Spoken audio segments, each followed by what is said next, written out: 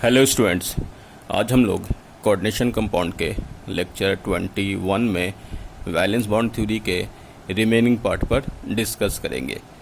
इससे पिछले लेक्चर यानी लेक्चर 20 में हम लोगों ने वैलेंस बॉन्ड थ्योरी के एजम्पशंस देखे थे। आज हम लोग इस लेक्चर में वैलेंस बॉन्ड थ्योरी के हेल्प से कुछ कॉम्प्लेक्स की हाइब्रिडाइजेशन देखेंगे, उनकी बॉन्ड की रिप्रेजेंटेशन हम लोग कैसे करेंगे वो हम लोग देखेंगे। तो सबसे पहले हम एक बार फिर से डिस्कस करते हैं पिछले लेक्चर की कुछ बात पर। पिछले लेक्चर में जैसे किसी कॉम्प्लेक्स को एक्सप्लेन करने का तरीका आपको बताया गया था, वहीं से हम शुरू करते हैं। फॉर एग्जाम्पल, मेरे पास कोई ML6 टाइप का कॉम्प्लेक्स है, ठीक है। इस ML6 टाइप के कॉम्प्लेक्स में चलो यहाँ पर हम लिख देते हैं कि L जो है वो मोनोडेंटेट लीगेंड है, ठीक है। मोनोडेंटेट लीगेंड है मतलब ये केमिकल कोऑर्डिनेशन नंबर 6 है। यहाँ तक जैसे हम लोग को कोऑर्डिनेशन नंबर 6 मालूम हो गया, यानी कि कोऑर्डिनेशन नंबर मालूम हो गया, तो यहाँ आपके पास पहला केस ये मालूम हो जाता है कि vacant orbital used in bond formation it is equal to 6, यानी कि 6 वैकेंट ऑर्बिटल ये बॉन्ड में यूज करेगा, ठीक है। 6 वैकेंट ऑर्बिटल ये बॉन्ड में यूज करेगा। यहां तक आपको मालूम हो गया। अच्छा, ये भी मालूम है क्योंकि हमने पहले दिखाया भी है कि अगर वो वैकेंट ऑर्बिटल यूज करेगा तो वो कौन सा वैकेंट ऑर्बिटल यूज करेगा। तो क्योंकि कोऑर्डिनेशन नंबर अगर 6 है तो वैकेंट ऑर्बिटल आपके पास यहाँ पर S plus P 3P P is equal to 3 लिख देते, P3 और D2, एक S 3P और 2D यूज होगा, ये हम लोग के पास मालूम। नेक्स्ट केस में जैसे हम लोग को मालूम है कि ये ऑर्बिटल्स जो वैकेंट ऑर्बिटल मेटल के हैं, वो वैकेंट ऑर्बिटल्स जो हम लोग यूज करेंगे वो पहले हाइब्रिड किए जाते हैं, यानी कि mixed hybridisation, mixing of orbitals जिसको हम लोग हाइब्रिड कहते हैं। तो नेक्स्ट में हाइब्रिड बना लेते थे। हाइब्रिड, तो हाइब्रिड में आपके पास क्योंकि कोऑर्डिनेशन नंबर 6 है तो हाइब्रिड के बाद आपके पास sp3d2 और d2sp3 ये 2 चांस बनेंगे। ये दूसरा पार्ट। पहला कोऑर्डिनेशन नंबर देखा, आपको टोटल नंबर ऑफ ऑर्बिटल्स मालूम हो गया। वो ऑर्बिटल को, जो मेटल का ऑर्बिटल आपने वैकेंट ऑर्बिटल लेने हैं जितने, उतने ऑर्बिटल आपने देख लिए, उनको हाइब्रिड बना लो। हाइब्रिड बनाने के बाद नेक्स्ट में आपने करना है ओवरलैपिंग। ओवरलैपिंग, तो ओवरलैपिंग किसके साथ? तो हम लोग यहाँ पर कर सकते हैं कि hybrid orbitals of central metal, जो सेंट्रल मेटल है, और किसके साथ? फील्ड ऑर्बिटल्स ऑफ लीगेंड, यानी कि ये हो गया आपके पास खाली वाला ऑर्बिटल जो हाइब्रिड है वो मेटल है या मेटल आयन का है, और ये वाला ऑर्बिटल किसका हो गया?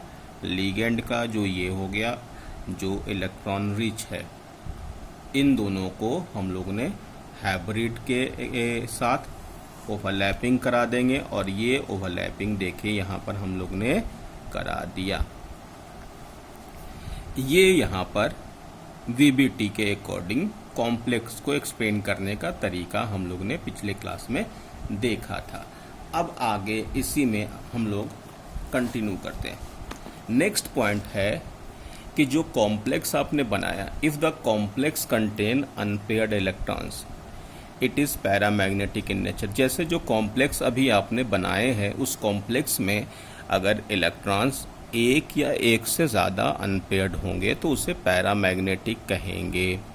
और अगर सारे के सारे इलेक्ट्रॉन पेयर्ड हैं तो उसे हम लोग डायामैग्नेटिक है। When complex does not contain any unpaired electron it is diamagnetic, तो वो डायामैग्नेटिक होगा।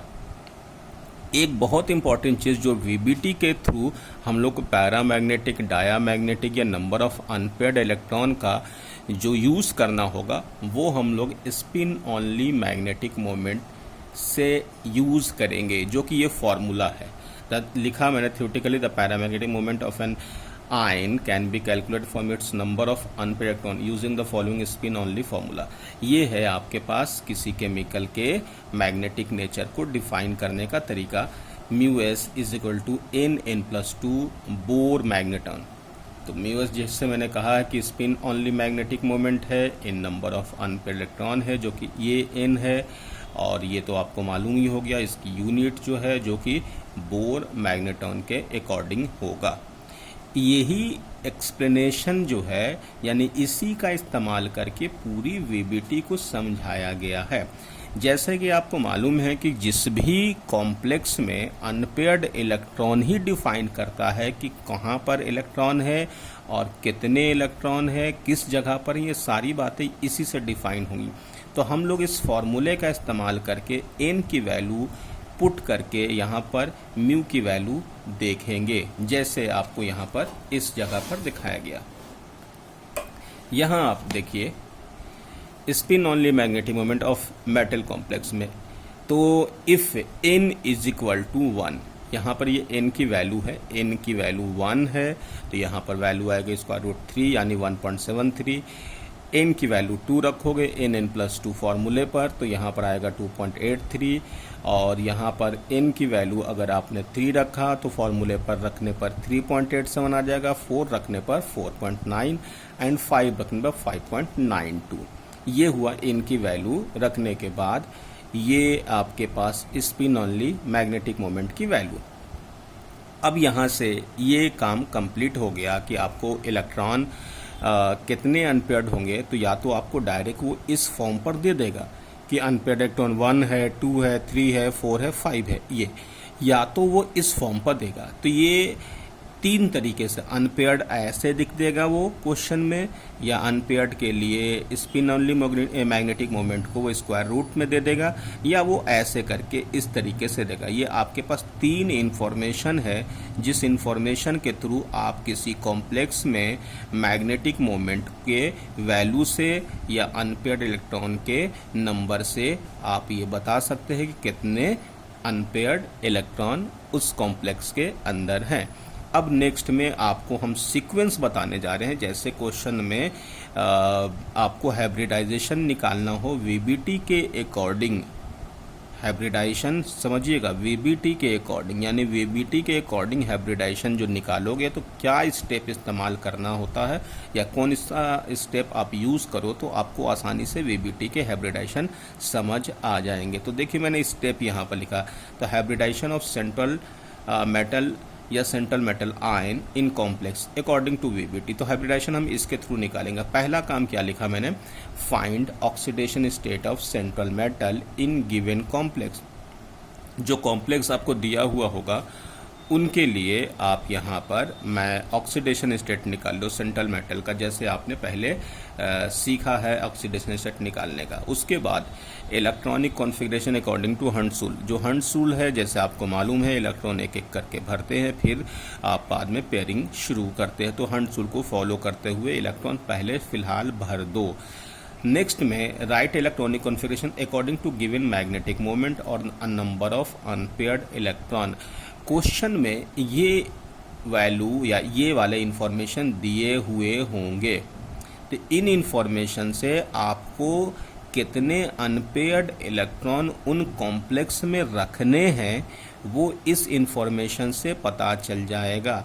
तो यहाँ पर ये जो थर्ड स्टेप है ये बहुत इंपॉर्टेंट है। यही वो स्टेप है जिससे हम लोग को ये अंदाज़ा लग जाता है कि कॉम्प्लेक्स के अंदर कितने पेयर्ड इलेक्ट्रॉन है या कितने अनपेयर्ड इलेक्ट्रॉन है। इसलिए मैंने लिखा कि मैग्नेटिक मोमेंट वैल्यू या number of unpaired electron according to given, यानी कि यहाँ पर जो है कि right electronic configuration according to given information, जो इन्फॉर्मेशन दिया होगा उसके अकॉर्डिंग आप लिख ले। तो अब इसी स्टेप का इस्तेमाल करके हम वीबीटी के थ्रू किसी केमिकल की हाइब्रिडाइजेशन निकालने वाले हैं। तो एग्जाम्पल में हम लोग यहाँ पर पहला एग्जाम्पल देखिए, NiCl4 2- गिवन एटॉमिक नंबर निकल की 28 होती है, mu 2.82।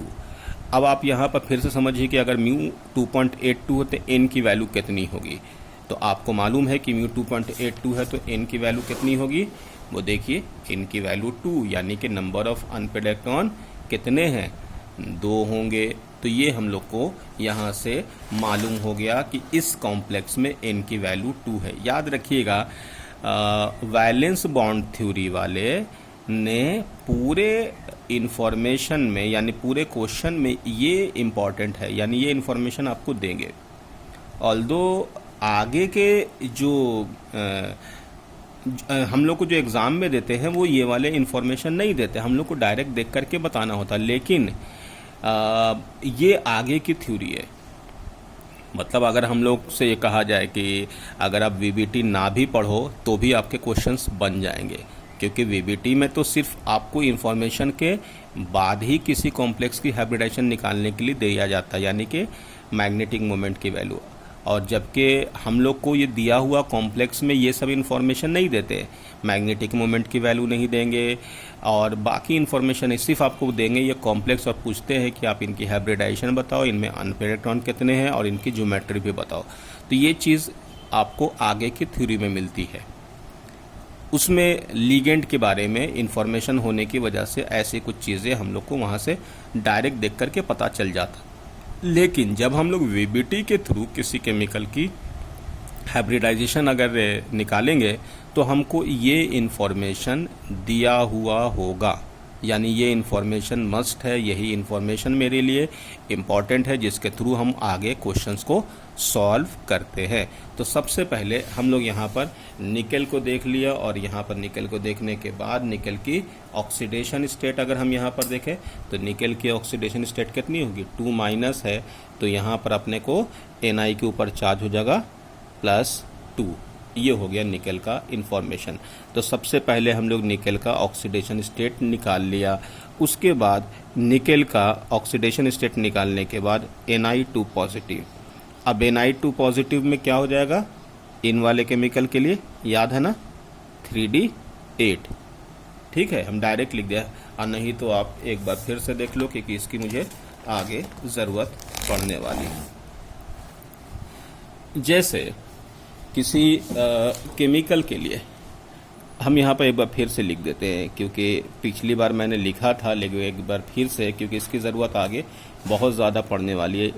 1s2 2s2 2p6 3s2 3p6 4s2, ये मैंने फिर से लिख दिया है। कैल्शियम का कॉन्फ़िगरेशन, अब यहाँ पर स्कैंडियम 21 लिखते हैं, इसके बाद टाइटेनियम 22, टाइटेनियम के बाद वैनेडियम 23, उसके बाद क्रोमियम 24, मैग्नीज 25, इसके बाद आयरन 26, इसके बाद कोबाल्ट 27, निकल जो अभी हम लोग क्वेश्चन में देख रहे थे 28, निकल के बाद कॉपर 29, जिंक 30। अभी मुझे इतने की ज़रूरत पड़ेगी, यानी कि यहाँ पर ये केमिकल तो कॉन्फ़िगरेशन में सारी चीज़ वही हो जाएगी। यहाँ पर आ जाए क्या 4s2 और 3d1, है ना। तो इस कॉन्फ़िगरेशन के बाद यहाँ पर भी अगर हम ले सारी चीज़ें सेम, तो यहाँ हो जाएगा 4s2 3d2। इस इंफॉर्मेशन में यहाँ पर 4s2 3d आपके पास 3। इस इंफॉर्मेशन में हम लोगों ने क्रोमियम का कॉन्फ़िगरेशन पहले भी देखा हुआ, हम यहाँ पर डायरेक्ट 4s1 3d5 लिख दिया। मैग्नीज का कॉन्फ़िगरेशन यहाँ पर 4s2 और 3d5 लिख दिया। आयरन की कॉन्फ़िगरेशन आपको मालूम ही है 4s2 3d, यहाँ पर एक बढ़ाते जाओ 6 हो गया, 20 हो गया, और यहाँ पर 6 यानी कि 26 हो गया। 27 है तो यहाँ पर यह कांस्टेंट रहेगा 4s2 यानी 20 हो गया, और यहाँ पर हम लोग 3d7 लिख देंगे। उसी तरीके से 28 लिखना है तो 4s2 तक तो 20 होता है, यहाँ पर 8 कर दो तो 3d 8 हो जाएगा। उसके बाद यहाँ पर 4s2 3d 4s2 3d 9 ना, तो इसको हम लोग लिखते हैं कैसे है, ऐसे ना 1 और ये 10, 4s1 3d 10। तो चलो इसको लिख दिया 4s2 और 3d 10। ये हो गया अपने पास इंफॉर्मेशन। इस इंफॉर्मेशन के बाद यहाँ तक का काम खत्म।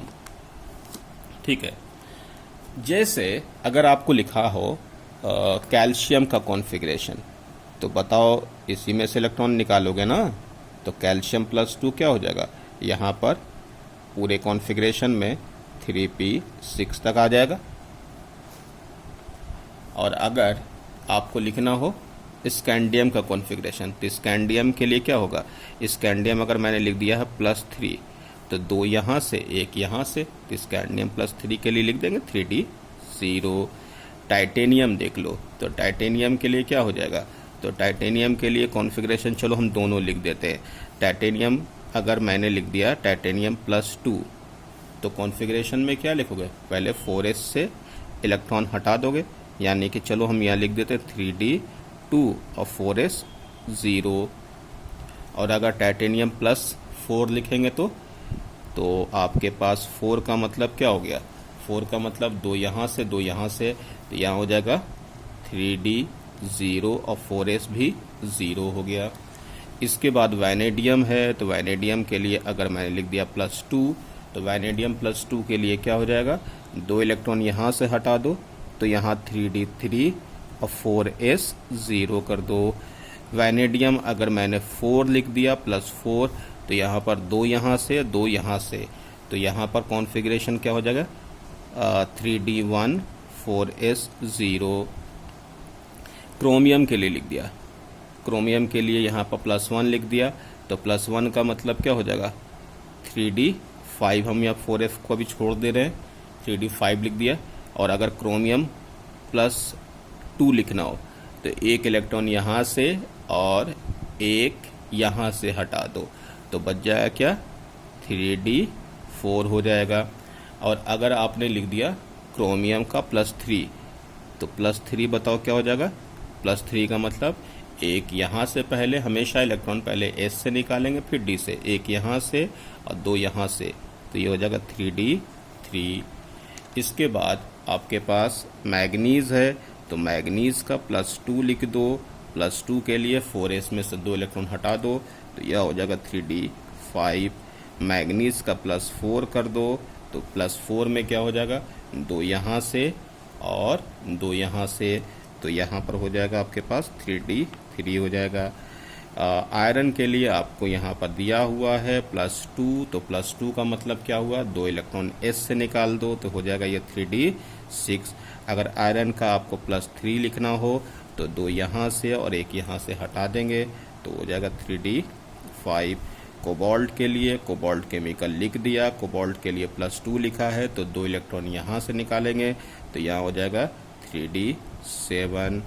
उसी तरीके से कोबाल्ट +3 लिखने को दिया जाए, तो 2 यहाँ से निकालो, 1 यहाँ से, तो 3d 6 हो गया। निकेल के लिए मैंने लिख दिया, निकेल के लिए +2 लिखना है, तो 2 यहाँ से हटा दो, तो 3d 8 हो जाएगा। और निकेल का +4 लिखना होगा, तो आपको 3d 6 लिख देंगे।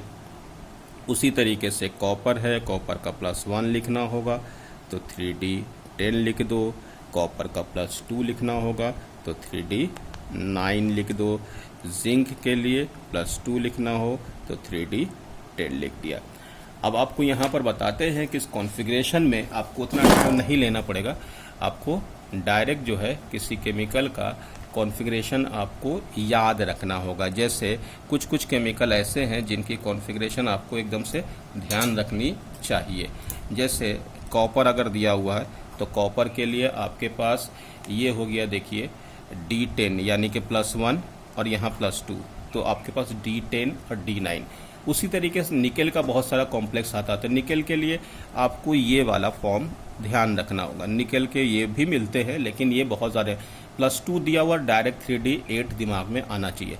कोबाल्ट अगर +2 दिया हुआ है, तो आपके दिमाग में डायरेक्ट 3d7 आना चाहिए। कोबाल्ट का +3 दिया हुआ है तो आपके डायरेक्ट दिमाग में 3d6 आना चाहिए।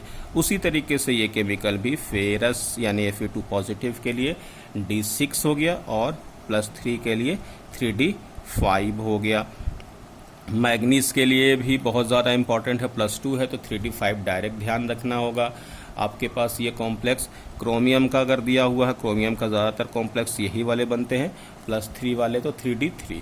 तो ये कुछ केमिकल्स हैं जिनको आपको डायरेक्ट देख करके या आप याद ही रख लीजिए कि क्रोमियम +3 हो तो 3d3। उतनी कॉन्फ़िगरेशन की ज़रूरत नहीं होती है कि आप 1s2 2s2 निकालो, तो उसमें आपका टाइम जाएगा।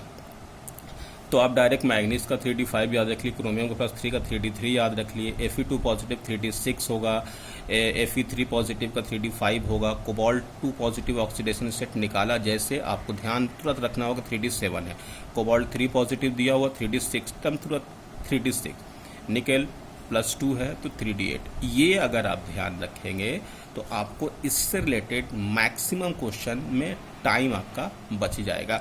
आज मैंने इस लेक्चर में 3D का इस्तेमाल किया, सेम यही कॉन्फ़िगरेशन आप प्रैक्टिस कर लेंगे तो इसके बाद 4D और 5D वाले में भी हम आपको इसी लेवल के अकॉर्डिंग समझा देंगे। तो खैर, तो अब हम लोग आगे यहाँ आते हैं अपने क्वेश्चन पर। 3D8 ये क्वेश्चन आपको यहाँ पर दिया हुआ। तो निकेल का पहला हुआ ऑक्सीडेशन स्टेप 1। स्टेप 2 हम लोग को कहता है कि स्टेप 2 में आप केमिकल का अगर ऑक्सीडेशन स्टेट निकाल लिया है तो ऑक्सीडेशन स्टेट निकालने के बाद इनकी कॉन्फ़िगरेशन लिखो। तो चलो कॉन्फ़िगरेशन लिखते हैं। Ni2 पॉजिटिव की कॉन्फ़िगरेशन में 3d8, तो ये लिख दिया ऐसे 1 2 3 4 5। अब 3d8 को क्या कहा था, इलेक्ट्रॉन फील्ड अकॉर्डिंग टू हंसुल। तो पहले 1 फिर 2 फिर 3 फिर 4 फिर 5 और फिर ये 6 7 8 ये हंसुल के अकॉर्डिंग ऐड कर दिया। अच्छा ये कौन सा है, तो 3D है।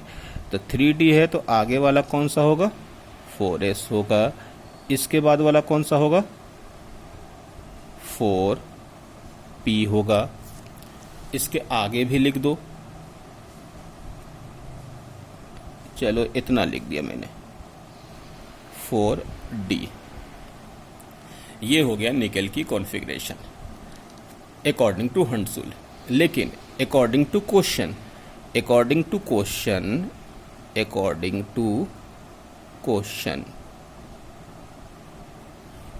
के अकॉर्डिंग n की वैल्यू यहाँ पर दी हुई है 2, यानी कि आपको हाइब्रिडाइजेशन बताने से पहले क्वेश्चन में जाना होता है जिसमें यह देखना होता है कि कितने अनपेयर्ड इलेक्ट्रॉन इस कॉम्प्लेक्स के अंदर है। तो बोल रहे हैं कि 2 ही है, तो जब 2 है तो इनकी कॉन्फ़िगरेशन को आप जैसा था वैसा ही छोड़ दो। 1 2 3 4 5 6 7 8 यानी इनकी कॉन्फ़िगरेशन को वैसा ही छोड़ दो।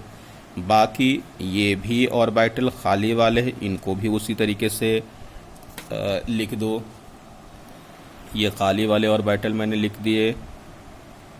कौन से खाली हैं, तो 4s है, 4p है और 4d है और ये 3d है। यहाँ तक आपका काम ख़त्म हो जाता। अब क्योंकि कोऑर्डिनेशन नंबर 4 है तो 4 कोऑर्डिनेशन नंबर में हम लोगों को 4 ऑर्बिटल लेने होते। शुरुआत यहाँ से करेंगे क्योंकि ये ऑर्बिटल खाली नहीं है। अच्छा यहाँ अनपेयर्ड नहीं, खाली होने चाहिए, खाली नहीं है तो हम लोग आगे के 4 ऑर्बिटल इस सीक्वेंस में लेंगे। तो आगे के 4 ऑर्बिटल कौन से लोगे, तो एक ये और एक ये और एक ये। तो आपके पास आगे के 4 ऑर्बिटल ये आपने सेलेक्ट कर लिए। अब जब आपको मालूम है कि जब ये आप सिलेक्ट कर लेते हैं तो उनके बाद आपको यहाँ पर ये मिल गया। ये ऑर्बिटल्स को मिक्स करते हैं हम लोग, जो कि हम एक बार लिख देते, फिर आगे हम आपको डायरेक्ट इसी पर दिखाएंगे। तो आप बताओ कि जब इसको मिक्स करोगे तो नेक्स्ट में हम लोग को बताया गया था, अभी जो हमने शुरू के लेक्चर में देखा कि हाइब्रिड लिखेंगे, hybrid orbitals of Ni2 positive. तो Na2 पॉजिटिव की हाइब्रिड ऑर्बिटल्स कौन सी हो गई? तो आपको मालूम है ये 4 हाइब्रिड है और वो sp3 sp3 sp3 sp3 ये मालूम हो गया sp3। अब यहाँ पर नेक्स्ट में फॉर NiCl4 कॉम्प्लेक्स, इस कॉम्प्लेक्स के लिए क्या करना होगा? तो आप यहाँ पर क्या करेंगे कि NiCl4 कॉम्प्लेक्स जब लिखाना हो तो इस वाले हाइब्रिड ऑर्बिटल्स में जो Cl- है, जो लीगेंड है, ये Cl- के इलेक्ट्रॉन को यहाँ पर भेजा गया, मतलब ओवरलैपिंग करा दी गई। यहाँ तक ही पूरा कॉम्प्लेक्स को डिफाइन करने का तरीका हो गया। ऑक्सीडेशन स्टेट निकाल लो, उसके बाद इलेक्ट्रॉन को हुंसुल के अकॉर्डिंग अरेंज कर लो, फिर अकॉर्डिंग टू क्वेश्चन यहाँ पर कितने अनपेयर्ड हैं वो देख लो, क्योंकि अनपेयर्ड यहाँ पर 2 थे इसलिए उनको जैसा हंसुल में दिया हुआ था वैसा ही छोड़ दिया गया। अब उसके बाद खाली ऑर्बिटल यहाँ पर कितने इस्तेमाल करने हैं, क्योंकि कोऑर्डिनेशन नंबर 4 है तो 4 ऑर्बिटल हमने ये ले लिए, क्योंकि अंदर वाला पहले हम लोग देखते हैं लेकिन अंदर वाला भरा हुआ है इसलिए आगे के 4 ऑर्बिटल लिए। अब हम लोग के पास एटॉमिक ऑर्बिटल 4 ये है, मिक्सिंग किया एटॉमिक ऑर्बिटल को, क्योंकि ओवरलैपिंग लिगेंड से कराने से पहले मिक्सिंग करते हैं। तो हाइब्रिड ऑर्बिटल ऑफ निकल 2 पॉजिटिव, यहाँ पर S और P3 आपको हाइब्रिडाइजेशन में sp3 बन गया, 4 sp3 बन गया। नेक्स्ट में फॉर NiCl4 2 कॉम्प्लेक्स, इसका मतलब ये हुआ कि हाइब्रिड ऑर्बिटल निकल के जो हैं वो sp3 है, उनके साथ लिगेंड के फील्ड ऑर्बिटल की ओवरलैपिंग कर दो, जो कि ओवरलैपिंग करने का तरीका ये है कि ये इलेक्ट्रॉन को हम लोग इस ऑर्बिटल में इस तरीके से दिखा करके ओवरलैपिंग दिखाते हैं। ये हो गया आपके पास, यानी कि आप डायरेक्ट इसको पूरा का पूरा डिटेल यहाँ पर दिखाया गया है, यानी कि NiCl4 की हाइब्रिडाइजेशन sp3 हो गई। ये VBT वाले है पूरा। वैसे इनमें हम लोग के पास शॉर्ट ट्रिक है जिसको हम लोग देख करके बता सकते हैं, इतना झंझट नहीं करेंगे कि पूरा का पूरा लिखना होता, लेकिन क्योंकि VBT के थ्रू हम लोग को अभी पढ़ना है इसलिए इस लेक्चर में हम लोग पूरी डिटेलिंग हम करके दिखा रहे हैं, ताकि आपको अंदाज़ा हो जाए कि VBT वालों ने बॉन्ड को समझाया कैसे था। तो उसी की हम लोग डिटेलिंग पढ़ रहे हैं। ऑल्दो इस कॉम्प्लेक्स को हम लोग देख करके ही इतने स्टेप्स से हम लोग जो है कि फ्री हो जाएंगे, इतना डिटेलिंग नहीं करना, हम लोग को देख के ही पता चल जाएगा। आगे की थ्योरी में इसको हम लोग देखेंगे और इसके शॉर्ट ट्रिक भी हम लोग देखेंगे। तो चलो, यहाँ तक आपका पहला कॉम्प्लेक्स एक्सप्लेन हो गया। दूसरा कॉम्प्लेक्स NiCl4 2- NiCl4 ये 2- है, ठीक है, 2- है। अब इसमें जब 2- है तो इस वाले केमिकल में निकल की पहले ऑक्सीडेशन स्टेट देख लो, +2 हो गया। तो इस केस में +2 होने की वजह से यहाँ पर भी क्या हो जाएगा, 3D8 हो गया, 3D8 हो गया। तो ऐसे आपको लिखना होगा Ni2 पॉजिटिव का ऐसा। अब यहाँ इस तरीके का पहला स्टेप आप यहाँ लिख दिया। नेक्स्ट स्टेप में अकॉर्डिंग टू क्वेश्चन हम यहाँ से शुरू करते हैं। According to question N is equal to 0 because given it is diamagnetic, क्योंकि ये कॉम्प्लेक्स में दिया हुआ है कि ये कॉम्प्लेक्स डायामैग्नेटिक है। हम आपको फिर से बता दें कि गिवन कॉम्प्लेक्स में इन्होंने इंफॉर्मेशन दिया है कि ये कॉम्प्लेक्स डायामैग्नेटिक है। अच्छा, ये मैग्नेटिक के अकॉर्डिंग यहाँ पर इनके पास इंफॉर्मेशन, मैंने जिसे कहा ना कि ये इंफॉर्मेशन बहुत इंपॉर्टेंट, तो डायामैग्नेटिक है। जब ये डायामैग्नेटिक है तो इस केस में हम लोग यहाँ पर इस तरीके के फॉर्म को लिखेंगे 2। ये देखिए, डायामैग्नेटिक होने का मतलब क्या हुआ, ये इलेक्ट्रॉन तो वैसा ही रहेगा, ये वाले इलेक्ट्रॉन इधर आने पड़ेंगे। तो यहाँ पर हम लोग इसके अकॉर्डिंग ये ऐसा हो गया। क्वेश्चन के अकॉर्डिंग हम लोग को कहा गया कि पहले हंसुल लिखो, हंसुल लिखने के बाद इलेक्ट्रॉन्स जो आपके पास दिए हुए हैं क्वेश्चंस के अकॉर्डिंग इलेक्ट्रॉनिक कॉन्फ़िगरेशन लिखा जाए। क्योंकि इस क्वेश्चन में कहा उसने कि कॉम्प्लेक्स डायामैग्नेटिक है, तो आपने इस कॉम्प्लेक्स को ऐसे करके लिख दिया। जब ये ऐसे करके लिख दोगे तो आपके पास आगे वाले खाली ऑर्बिटल जो अभी हमने लिखा था वो खाली ऑर्बिटल भी आप यहाँ पर लिख दीजिए। ये खाली ऑर्बिटल हमने लिख दिया। खाली ऑर्बिटल में कौन कौन सा होगा? 3d, 4s, 4p और 4d। ये हो गया आपका खाली ऑर्बिटल। जब ये खाली ऑर्बिटल आ गया 3d, 4s, 4p, अब मैंने कहा सबसे पहले कि सबसे पहला काम क्या होगा कि आप सबसे पहले d और अंदर वाले ऑर्बिटल्स देखेंगे, फिर आपके पास बाहर वाले ऑर्बिटल्स को देखेंगे, क्योंकि कोऑर्डिनेशन नंबर यहाँ पर कितने हैं? कोऑर्डिनेशन नंबर 4 है। जब ये कोऑर्डिनेशन नंबर 4 होंगे तो उस केस में आपको 4 ऑर्बिटल्स लेने होते हैं। ठीक है, 4 ऑर्बिटल्स लेने होते हैं। वो 4 ऑर्बिटल्स कौन से होंगे वो हम लोग यहाँ पर देख सकते हैं कि कोऑर्डिनेशन नंबर 4 में 4 ऑर्बिटल्स हम लोग के पास ये हो गए 4 ऑर्बिटल्स। तो अब कौन से 4 ऑर्बिटल लेंगे? देखिए, हमने कहा कि पहले इधर से शुरू करते हैं, तो इधर से आपके पास शुरू करने के बाद यहाँ पर जो ऑर्बिटल हैं, एक d भरा हुआ खाली है और बाकी इधर से हम लोग लेंगे। तो पहले मैंने कहा ना कि पहले इनर से शुरू करेंगे फिर आउटर में आएंगे। तो इस बार आपके पास 1 2 3 4, यानी कि आपके पास यहाँ पर ऐसा हो गया 4, 1 2 3 4। तो इस केस में यहाँ हम लोग लेंगे कि hybrid orbitals of Ni2 positive, it is this.